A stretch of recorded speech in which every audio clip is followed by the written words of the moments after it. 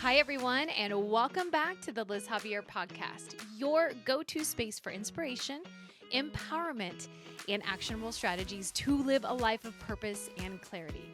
I'm Liz Javier, your host and wellness coach. Now, I'm here to help you create clarity, energy, and alignment in your life so you can live your best and most authentic life and be your best and most authentic self. Today, we're diving into a powerful topic, and it's about how to create a great environment that supports your growth and helps you thrive. In this episode, it's going to be packed with actionable tips to help you recognize the factors that impact your environment, spot negativity, and make changes that truly align with your goals. If you aren't aligned in your environment, you can have amazing goals and be motivated, but that environment needs to push you up and pull you up and not pull you down. So grab your favorite drink, some tea, coffee, let's settle in, and we're going to get started. Now, before we actually jump into the environmental factors, it's important that you have clarity on the things that you truly want out of life. Without clarity of what you want, it might be challenging to create that ultimate environment. So for example, if you want to lose weight, that's great, that's awesome. Then you want to use that to create an environment and place the people in it that are going to help support you. And that might be different if you want to run a marathon. If you think about your career, if you want to start your own business, there's a difference in your environment than if you wanted to be in the medical field. So the more clear you are, the better you can choose the factors needed for growth. For some of the help on that, I recently did a Goals with Purpose workshop that goes over this specifically. And if you need more clarity on this, that's a really great place to start. So I put the link in the description. If you want to watch the replay, go down there, click on it, watch it. You can do it now or do it later. But we're going to move on now to recognizing some of those environmental factors. As you may or may not already know, our environment shapes us more than we realize. Whether it's how we grew up, who we grew up around, what we do now, it's not just the physical space we live in. Also think about the emotional, the social, and the mental environments we engage with daily. So let's think about your surroundings. Start with where you live. How does it make you feel? Do you feel comfortable? Do you feel safe? Is it organized? Or does it feel like you don't want to be there and you want to leave and go be anywhere else? Is it cluttered? Does it make you feel stressed? I mean, really be honest with yourself. Would it be a place you feel comfortable living or even feel comfortable inviting others into your space? Now, think about your workplace. Are you in a cubicle or an office? Do you travel in your car for work? What does that look like for you? Is that space clean, decluttered, safe, or does it feel stressful? Do you stress about going to work because you don't know what you're walking into? Maybe it feels like you're walking into madness or disorganization and you have this dread from stepping in the door, really. What about the people? Who are they? How do they make you feel? Who do you always make an effort to go talk to and check in on or say good morning because it makes you feel good? Or who do you avoid almost with every inch of your being at all costs because you don't feel supported or you don't feel like that person supports what you need in your environment? Do you feel like you're being bogged down? What is it about your workplace? Decide, look at it, analyze it, be honest. Now, the third factor are the people that you spend time with. So I want you to think about the top 5 people that you spend the most time with. This could be the people at work, at home, things you go do like hobbies, family, just whatever activities that you do on a regular basis. So who are those top 5 people you spend the most time with? I want you to spend some time, just a moment, to write them down. And as you write them down, I want you to think about how those people make you feel. Do they make you feel happy? Sad, lost? Maybe you feel lonely even when you're with them. Or maybe you feel uplifted. Maybe you desire to spend more time with them because they have such an amazing vibe and so positive. I want you to really write all these feelings down. And whether you know it or not, like all of these factors will either support or hinder your ability to grow. So think about a plant that needs sunlight and lots of water. If it's in the desert, shaded by a cactus half the day, it's not going to grow. But if it's in a place where it rains plenty and the sun is abundant during the day, it's going to grow. So what is the sun and the water for you? What do you need in your environment to grow? Now, what does a supportive environment look like for everyone? And most of the time it includes all of these, but could often include something different. So just keep that in mind. So a supportive environment, it should feel calm, it should feel clean, and it should feel inviting. You should feel safe and secure. The atmosphere may feel a little bit more respectful in nature or nurturing. There are clear expectations and boundaries that exist, and you feel safe setting clear expectations and boundaries. Relationships in that space encourage and uplift you. Interactions are engaging and positive. You have a sense of belonging and you want to be in that space. And in these spaces, you have routines that really promote that physical and mental health, that positive physical mental health space that you are looking for. So take a moment to reflect. If you need to pause this video, take it. Take this time, because if you think the place, the things in it, and the habits around it, and the people close by are not aligned with your goals and your values, then something has to change. But don't worry, we're going to talk about how to make some of these changes. So really dig deep either now or later, and just write these things down. And be honest what your goals and values are. And again, if you don't know what your goals and values are, or you haven't reevaluated those in quite some time, go back to that workshop that I was talking about. My Goals with Purpose workshop will give you the insights to helping you create some goals and really align your values. Now, some factors to look for, let's break those down a little bit. So if you think about some key elements, one is physical space. So one thing that you can do very small right away is look at your physical space. And that's something that you can control 99% of the time. Is it cluttered or does it feel organized? Which one? If you feel energized in this space, then it feels good, amazing. But if you're in this space and you feel drained when you're in it, what is it about this space that you can change that will feel more energized? This could be just clearing off some papers, getting some organizational drawers or shelves where you can put things away in a good spot. Or it could be that maybe you have a candle or some aromatic diffuser for some essential oils that'll help you feel energized during the day. What can you do with your physical space? Second thing you can look at and evaluate is your relationships. Who do you interact with the most? Now, I know you wrote down those 5 people. Are these people supportive? When you share your dreams and goals with them, do they actually say, I'm supportive, I'm here for you, I'm so excited for you, or does it feel fake? Or do they bring on unnecessary stress or negativity towards anything that you say? Habits and routine is the next one. So whatever your goals are, your daily actions have to align with it. They have to be free from distractions.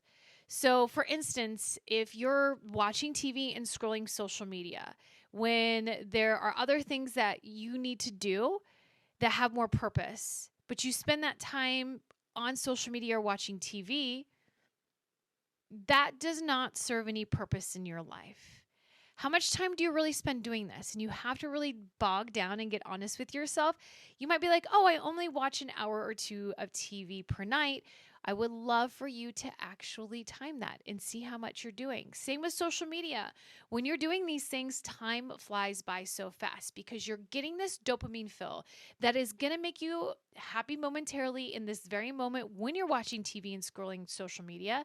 And when you're feeling that dopamine rush through your mind and your body, the time goes by so much faster. So what realistically are you doing? And it could be something different than social media or watching TV that doesn't serve a purpose in your life that might take time away from you actually spending time on your goals. What are some other habits and routine? Do you have a physical activity, meditation, self-work, family time? What does your routine look like? What are the things that you can do that help align with your goals? Taking some time out of your day, even just to go for a 5 to 10 minute walk, to get your blood flowing in the morning, to meditate 20 minutes per day can make a huge difference in your life. Self-work, that could be taking a course, listening to podcasts like this, reading a book. Those type of things are going to align with your goals and going to help you really focus on what you need to do next. And maybe part of your goals is spending more time with family and building more connections. So are you spending time with family? Are you making those connections so you can feel more happy and fulfilled in your life? So as you're looking at your routine throughout the day, what do you do when you first wake up? And then what do you do before you go to bed and everything in between? What are the things that you do consistently? What are distractions? What are life procrastinations? So I call it productive procrastination, meaning what are the things that you do that you feel like you're doing something, but really those are things that are keeping you from procrastinating, meditating or working out or doing breath work or anything that's going to help you align with your goals. And then what things are missing? Like, what are the growth-oriented actions missing from your routine? What things can you start doing just for a few minutes a day and build from there? Because routine can get kind of bogged down sometimes, and it should change every once in a while. So think about your routine. What is it like, and how can you make small changes now and make that fluid and change it along the way? Now, another and last one here is just mindset influencers. So what are you intaking? Like, what are you consuming on social media, news, books? What are you reading? What do you look at? What does your brain really think when you take a look at the outside world? Do these inputs, and we can call them uploads if you want, this uploads of information into your body and brain. Think about those uploads into your body. What does it create on the opposite? So when you upload and you analyze, what are you downloading from it? So are you downloading more positivity, more motivation, or do they inspire you in any sort of way? Do they make you want to get up and do something different with your life? Or are they negative, make you feel down about yourself? Maybe it makes you feel stuck in life and maybe you feel depressed or sad or insecure. So as you're going throughout your week, pay attention to these key elements. Again, physical space, relationships, habits and routine, and mindset influencers. Because these key elements that I just mentioned, think about how they're present in your life. How are the bad things affecting you? How are the good things keeping you uplifted? And how can you create more space for the good things and get rid of the bad things? What can be stricken from your life that can really help you move forward faster? The things that we have in our life, think of them as like hurdles that you see in a race, like in the Olympics. Are these hurdles slowing you down? Are you tripping over them, or are they tripping you up because you're so big and they're so big and in your way that you can't get over them? Or what about the positive, productive stuff? That's like making those hurdles smaller to where you can step over them and you don't have to take giant leaps or feel fearful that you're going to trip over them.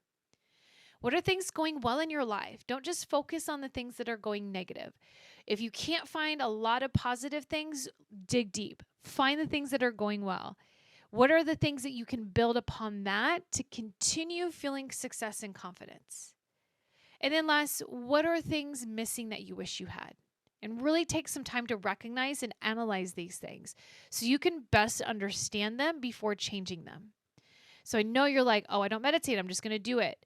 That's great, but take some time to recognize why you're not doing it, what tools you need in order to do it, and how you're going to commit the time and the space and the energy to get them done. Sometimes it's not easy to spot negativity, so I want to kind of go down that hole a little bit. We're going to talk about how you can spot negativity because it can be very, very, very sneaky. And here are some signs to watch for. So the first thing that you want to watch for, and this is from yourself or maybe from people around you, constant complaints, or this might be gossip in your social circles. So if you have that person in your life that is constantly talking about how bad things are or how the world is against them, or they're constantly gossiping about other people, and then, what is really gossip? Yes, it's talking about someone else. If you're talking about someone else in a positive way or informing way, that's great. But if you're talking about it in a way that's usually bringing up something negative or a situation that is distracting you from your own life. And it's so easy to get sucked into this. So don't feel bad if you do, whether it's you doing the complaints or the gossip. All you have to do is just realize that it's coming up. Realize when it happens, because it happens all around us every day. Now, what you want to do is recognize it. Recognize it and understand where it's coming from, whether it's from you or yourself. You don't have to say anything or do anything. It's always just about recognizing what these negative vibes or negativity that are coming up in your environment. Now, the second one is your environment that feels chaotic, overwhelming, or stifling. So you may not have an external thing coming at you like a person complaining or gossip, or you're not, but you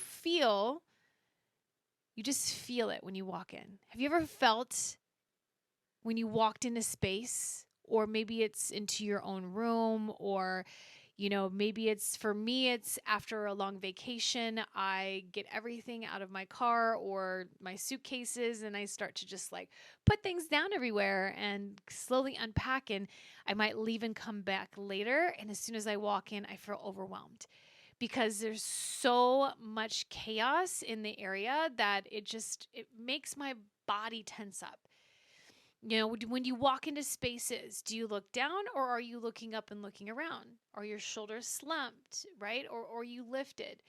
Because I want you to really think about, if you don't have a pep in your step, if you aren't having that positive body language when you walk into a space, you are in a negative environment, whether you feel it chaotic, overwhelming, or stifling right off the bat, or if your body just feels it. So pay attention to your body as you walk into spaces this week. Now, another place that negativity can sneak in is just really a sense of feeling stuck. Might be because of unproductive habits usually. So again, it was, I call it productive procrastination. There's the word. Productive procrastination. So these are habits or things that you do that are unproductive and they make you feel stuck. Now, this might not actually be a place, but it could be times in your day, times in your life, or it could just be around certain people. Do you feel like when you go to certain places or you hang around certain people, it keeps you from doing the things that you need to do to meet your goals? Again, they don't align with what you need to do. So let's say, for instance, you want to work out in the morning time because after the evening, you're so tired after work that you don't have the motivation to do it. But if you were to wake up early and be able to get your workout in before you go and get your day going, you're more than likely going to be able to keep that habit. But if you have friends that always want to hang out late at night and keep you up late and you allow that, obviously you're not going to be able to get that workout in the morning. So you're either going to have to make a change in your routine or you're going to have to make a change and setting boundaries around certain people. Could be also times of day. So maybe you feel stuck because at lunchtime you always have that second cup of coffee, or you might feel tired after lunch because you aren't eating healthy. They're unproductive habits happening right around that time of day. So as you're going throughout your week and you feel stuck, think about where you are, what time of day it is. Maybe it's a specific time in your life, the month, the week, or maybe it's the time that you spend around certain people. Now, the last part that I'm going to bring up about where negativity can really sneak into your life, let's talk about physical signs. And this could just be like fatigue or just tension in your body. This could be after a long day at work. It could be after hanging out with certain people. Do your muscles, does your brain, does it feel fatigued? Or do you have tension when interacting with these certain people or places or activities? When you do something you enjoy and you love, think about the last thing you did that you just absolutely love doing and you did it for a long time, maybe hours at a time. It doesn't take that much energy because you are so excited to do it. And a lot of the times it gives you energy once you're done. You're like so excited, you're smiling, you're laughing, and you just feel so energetic and good. That time passed by so fast because when you do something that gives you energy and you feel good, that time goes by fast and you feel no tension in your body. Did you lose track of time? Because, man, I know that I do things that I absolutely love very rarely, but I'm trying to do them more. Time flies by so freaking fast. And it's not a bad thing. Because when you love something and you can stay up all day and all night doing it, that is a good thing. Now, should you do that? Absolutely not. You got to get some sleep. But think about on the opposite. When you do something or a task that you don't love, whether it's going to work or doing something that you're dreading, maybe it's going to do something with a significant other that you just really don't like to do. Maybe you're not a camper or a hiker, but you do it to please your significant other. But it drains you. You're just tired the whole time. You just feel like complaining because you just don't want to be there. And it's like a 5-hour hike, 2-hour hike seemed like 5 hours because you're just not into it, right? You probably looked at the clock a lot. You probably wondered when it was going to be over. So afterwards you felt drained, you needed a nap, or you needed to go rest or be away from people. It's totally normal because when you sit in negativity around something or you feel negativity in yourself, you get fatigued and tension will sit in your body and you'll need some time to recover from that. So if you notice any of these, don't be hard on yourself, right? Awareness is that first step of change. So just to review, the places to really pay attention to try to spot this negativity: complaints or gossip in your social circles or within yourself. Environments that feel chaotic, overwhelming, or stifling. Maybe it's a sense of being stuck.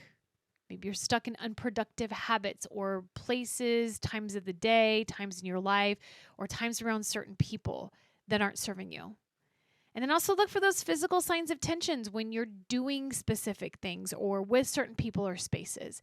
Does it give you energy? Do you enjoy it or do you love it? Or is it something that's really sucking the life out of you? Let's be honest. So be honest with yourself. Be honest with people around you if you need to set boundaries. So that's what we're going to get into next. So how do you make some small changes now? And you can do these things today. Now, when we talk about changes, sometimes we get to this like big space in our head, like we've got to make all these changes in our lives. And maybe you do, but I'll tell you, if you do it all at once, you're going to fail. And so if you're ready to fail, cool, go ahead and try to do it all at once. But you don't have to overhaul your life overnight. I actually just really don't recommend it. You may realize during this time, or maybe this week, that your best friend, your significant other, your mother, your father, your sister, your aunt, or someone else close to you is toxic and you had blinders on all along, or that your job is sucking the life out of you and you are just ready to run in the other direction. But I'm going to tell you, please don't. It's not time yet. I know you're going to want to make all these changes in your life, but you have to take some time to really assess it and see if it's something that can be mended before you run or make some major changes. And it may not be that you need to remove these people from your life.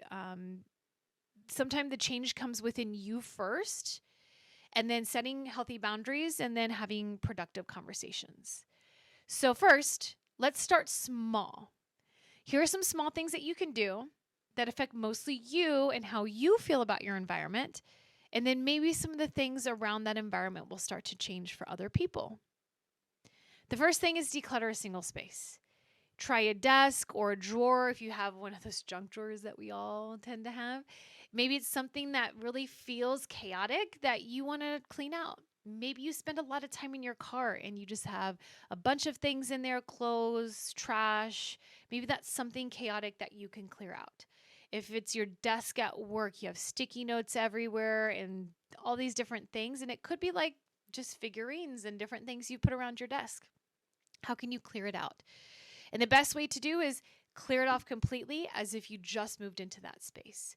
Move it out, clean behind it, around it, under it. Maybe it's a dresser, maybe it's a closet, and then reorganize it, something different, something fresh. And if you have things in that space that don't serve you or maybe don't light you up by seeing it, maybe sell it, donate it, throw it away, do something responsible with it besides have it in your space when it's just not serving you. And if you like look at it, right, I can't remember. There was a person that her name is completely going away from my head, but it was, does this bring me joy? If you look at something in your hands and you breathe 3 or 4 times, and if you can say, yes, this brings me joy and it serves me in a specific way, awesome, keep it. If it doesn't, what can you do with it? Do you really need it? So declutter a single space. Now, the second thing you can do is create a positive morning ritual. So this could just start with 5 minutes of gratitude. So just grabbing a pen and paper or a journal and shift your mindset into positive thinking right away. So all you have to do is maybe write down, like set a timer for 5 minutes and just write down everything that you're grateful for, either for the yesterday or that you're going to look forward to today. And then maybe it's also maybe 5, 10, 15 minutes of meditation. So start with 5 minutes. It's really hard to sit in silence with yourself and just focus on your breathing. But if you start with 5 minutes and then you go to 10 after a week or two and then to 15, it does get easier with practice. So 10 minutes in the morning, 5 minutes of gratitude, 5 minutes of meditation can make a huge difference over the course of like 3 or 4 weeks. But you have to do it every single day. Now, this could also be just stretching, like getting up in the morning and moving your body. The older we get, the stiffer we get in the morning. So getting that blood flowing in the morning really makes a huge difference. So taking these 15 minutes, just spending time with yourself before you look at your phone, before you look at social media, emails, before you do anything, get some fresh air, go outside, do the gratitude, do the meditation, go for a walk, something that really can slow you down. Because a lot of the times we have morning routines that make us feel rushed.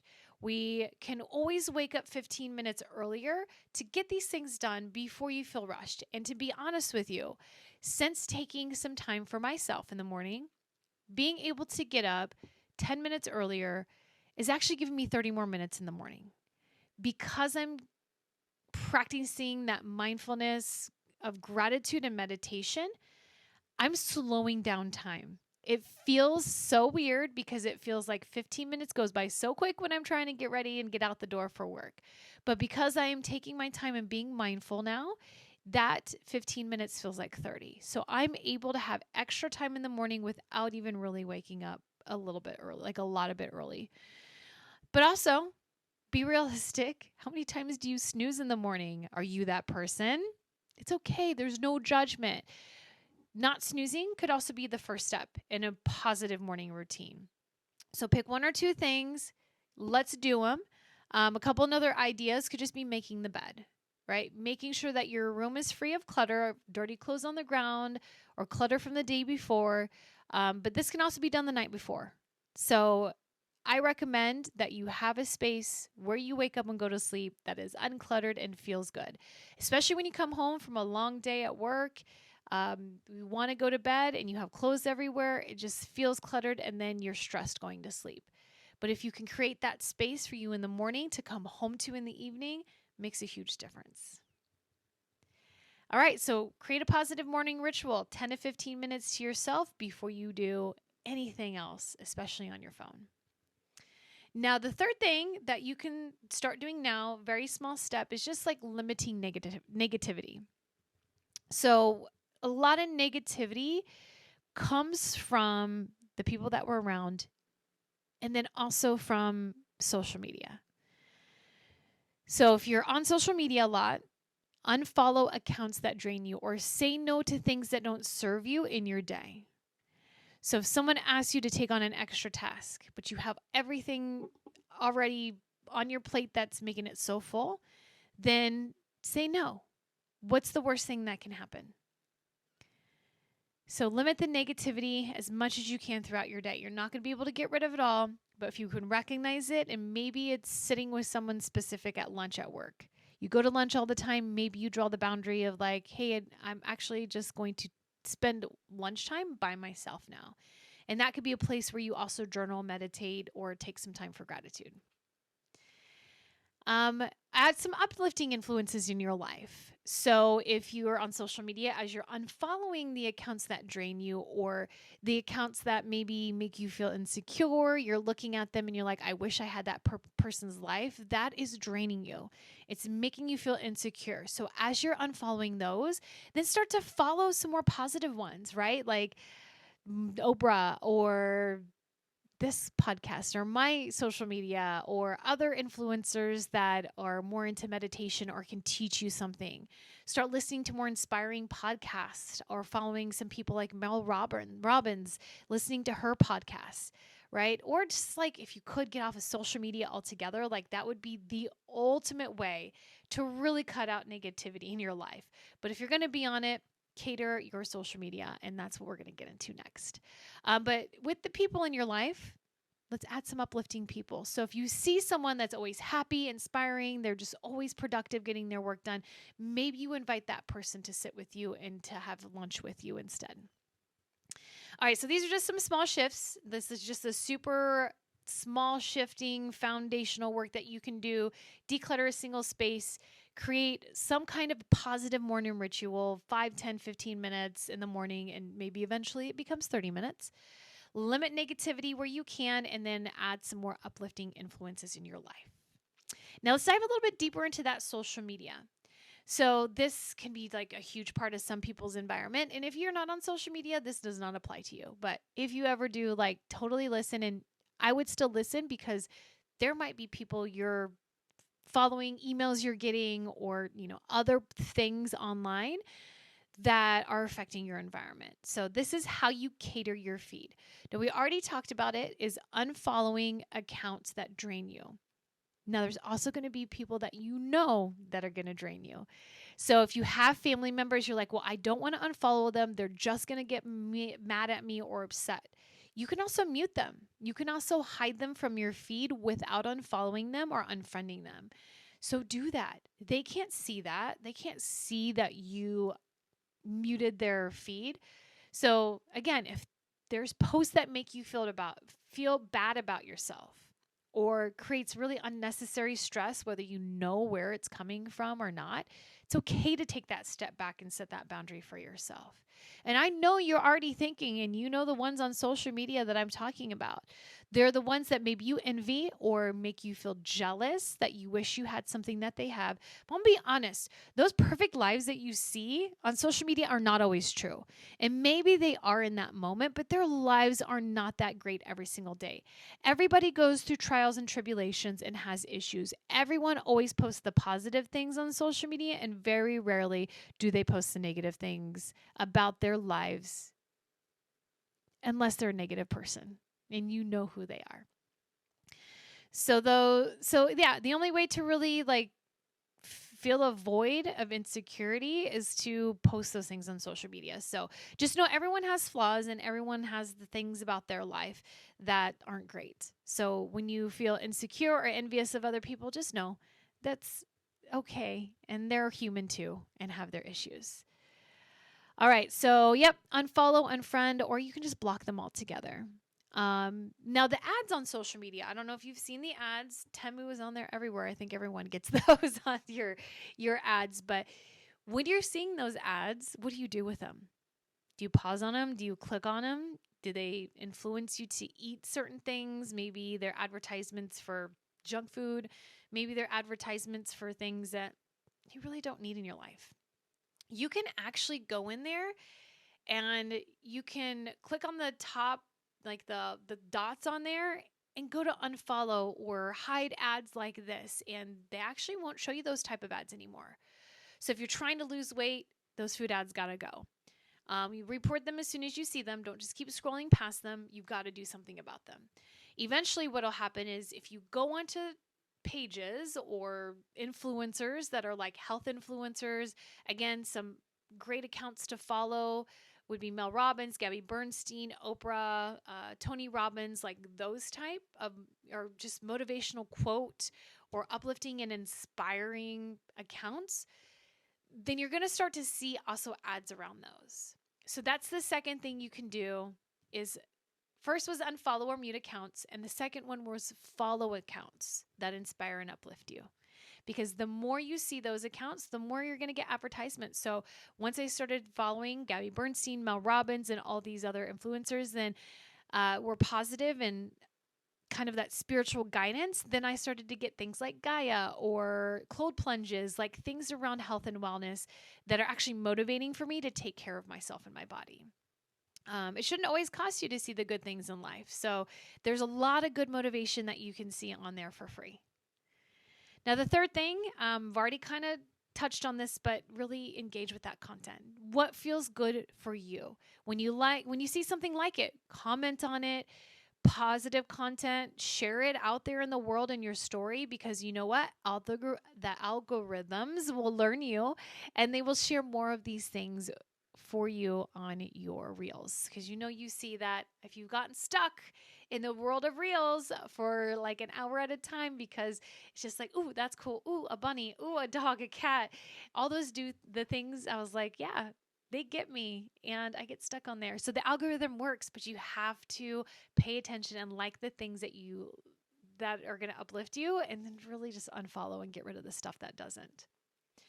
Last thing, and this is really, really important. So I want you to pause, put your pen down if you're taking notes, and just look.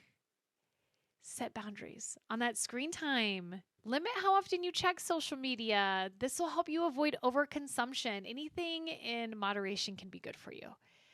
But keep it a source of inspiration and not distraction. If you're going to get on social media, set a timer. And only check it or maybe get on there after you complete a task or some other things that you really truly desire to accomplish. Because it can be a real big time suck. You're like, I'm only going to do this for 30 minutes and then I'm going to go read my book. Well, why can't you just go read your book first? And then once you read 10 pages, 30 minutes, then allow yourself 10 minutes on social media. Because let's be honest, that 10 minutes will turn into 15, just one more video, 20. Oh, I just want to do this one more thing, 30 minutes. And then before you know it, you're off in a couple hours into the land of the lost of social media. Now, also, another way to set a boundary for the screen time, and this is really going to help you, especially if you're feeling very low motivation or overwhelmed kind of throughout the day, is the first 45 minutes that your body is waking up, do not look at your screen. Your sleep cycle needs to reset, and it really takes 45 minutes in order for your body to in a healthy way, create a sense of more positive well-being in that first 45 minutes. Because your serotonin is then resetting back into the body. Your melatonin is then digressing, right? So as your body is waking up. And if you get on social media, you're draining your serotonin right away, and then you have none for the rest of the day. So you might feel less energy. You might feel like you need to get a cup of coffee or have 2 or 3 cups of coffees a day. Just spend the first 45 minutes allowing your body to wake up. And this doesn't even just mean social media, any type of screen time. So I know I heard it on Mel Robbins' podcast. I wish I had the link to it, but if you want to go research it and go back, there was a doctor on there that had explained, as your serotonin is resetting, it is good to get natural light before artificial light. So 10 to 15 minutes of real light versus artificial light. And if it's cloudy outside, it might need to be more like 20 to 25 minutes. And if you wake up early in the morning where it's not light outside, just go outside anyway and just get some fresh air. Your body needs to reset. If you don't trust me, you're not sure, oh, this just sounds like a bunch of woo-woo stuff, I'm not even sure if that would even help me, just try it for a week. Thanks, Mel Robbins, for that info. It helped me a lot. I try not to look at my screen for an hour in the morning and create a really healthy routine. And I'll tell you, it just made a change in the way I see the rest of my day.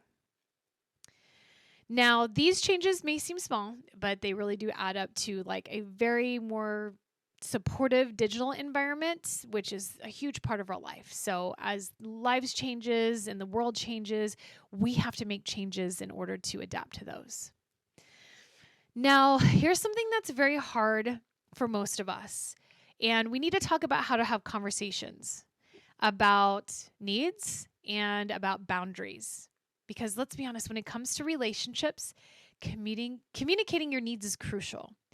And for me, communicating my needs is very hard to do. And I've learned how to have a better approach to it for my relationships with my friends, my family, and one day significant others. So when you're having a conversation about a need or boundary of your own, here's a couple tips. I'm going to give you 5 of them that are going to help you approach these conversations. So the first one is you got to choose the right time. There's going to be a good moment and there's going to be a not good moment.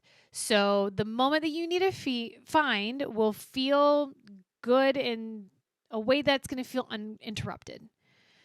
So you want to do it with minimal distractions, and because the timing really does matter.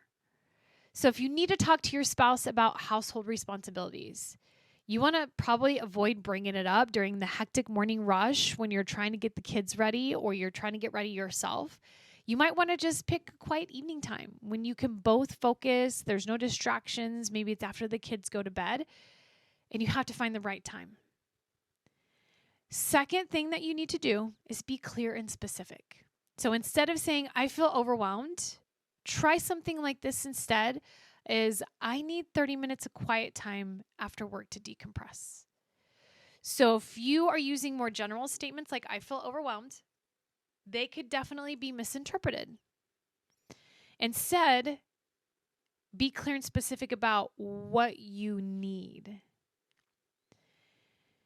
If you say I need more help, that's awesome that you are reaching out for help, because asking for help could be something that a lot of people don't do. But instead, maybe you try saying, I could use some help if you could take over washing the dishes on Tuesdays and Thursdays so I can have time to work on my personal goals. It's hard for someone to say no. When you just look at someone and you say, I need, I feel, that's not clear and specific, because they feel you and maybe they want to help, but they don't know how. So you need to tell them how. Be clear and specific. The third thing is using I statements. So this could be sharing how you feel and what you need without placing blame. So framing your feelings and needs without blaming others. So for instance, one could be like, you're stressing me out when planning family events. You need to help me share this responsibility. That can feel stressful for the person receiving the message. So another example of how you could reframe that with I statements is, I feel stressed when I'm the only one planning family events. It would help me if you could share this responsibility. That shifts it from blaming to understanding what I need in order for my significant other or the person that I'm asking to really help. It keeps the focus on your needs without sounding accusatory to the other person. The fourth thing you can do is listen actively. Encourage the other person to share their thoughts too. Hey, I could use some help sharing this responsibilities. What do you think? Is this something you think you can help me with? Pay attention to their responses without interrupting. Listen to hear, not to respond. And I will tell you, you'll say, no, I don't do that. But a lot of people do this. They will hold in and their body tenses up because they want to respond and say something, but they're not listening to the other person first. If you just stop and listen to hear, instead of just being ready to respond to what they're saying, this could actually help you result in positive, motivating results. On the opposite, it'll result in defensiveness when you are just ready to respond, or the other party just not feeling heard. So if your friend feels like hurt by a boundary that you set, like skipping weekend meetups or whatever it might be, you let them know that I need more time on the weekdays to commit to my goals. So during the weekdays, I won't be able to hang out. They might be hurt by this, but allow them to share their feelings about it and say, I hear you and I value our time together, but let's find a weekend lunch instead, or dinner that we can do together. So finding another option after listening to them. And the fifth thing and final thing that you can do, set your boundaries respectfully. So if you're focusing on your goals and you don't want to go out every weekend because it's been draining you, maybe it's fun, but at the end of the day, you feel guilty doing it or whatever it might be. You can just let people know, say, hey, I'm focusing on my goals right now, so I won't be able to join every weekend, but I still want to stay connected in other ways. It allows you to put out there what you want, but also what you need. Because you don't want to just throw away all your friendships because you're focusing on your goals, your career, because at the end of the day, you need friends. You need those connections, you need family, and you want to stay connected. So if you're always saying no to things, they're going to stop asking you to go do things. So when you say, no, not this weekend, but I still want to stay connected in other ways, maybe you come up with those ideas and ways that you can stay connected. Because they might make an effort, but they don't understand what it is that you want or the other ways that you want to stay connected.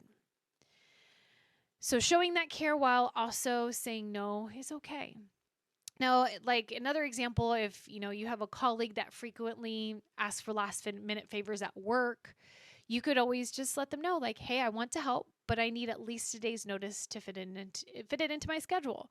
So they are more likely to then ask you a day or two in advance. And if they come to you last minute, they'll be like, oh, they said they needed a day or two. I'm probably going to get a no. Then they'll go find someone else or just do it themselves.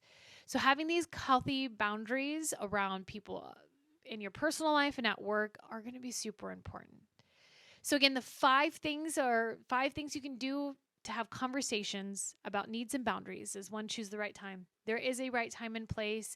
Make it calm so you guys aren't stressed out about it. Be clear and specific about what it is that you feel and what you want. Always use I statements. Don't forget to listen as well and ask questions to the other person and encourage them to respond. And then set those boundaries respectfully. Now, these conversations will feel uncomfortable at first, but if you really want to make essential change in your life, creating that environment that truly supports you is a game changer, and it has to be done. So, wrapping it all up, creating a great environment isn't about perfection. It's all about the progress that you make. Small intentional steps can really lead to big, big transformation over time. Start with one change today and build from there, one brick at a time. Remember, you deserve a space, both physically and emotionally, that helps you thrive. If you enjoyed this episode, please share it with someone who might need a little inspiration, maybe to revamp their environment or just their life in general. And don't forget to subscribe. Please hit that subscribe button wherever you are. Leave a review or a comment on if this podcast has brought any value to your life, or maybe there's something that you need to hear. Let me know. Until next time, keep showing up for yourself and keep living the dreams that you've been dreaming. You've got this. I love you, and take care.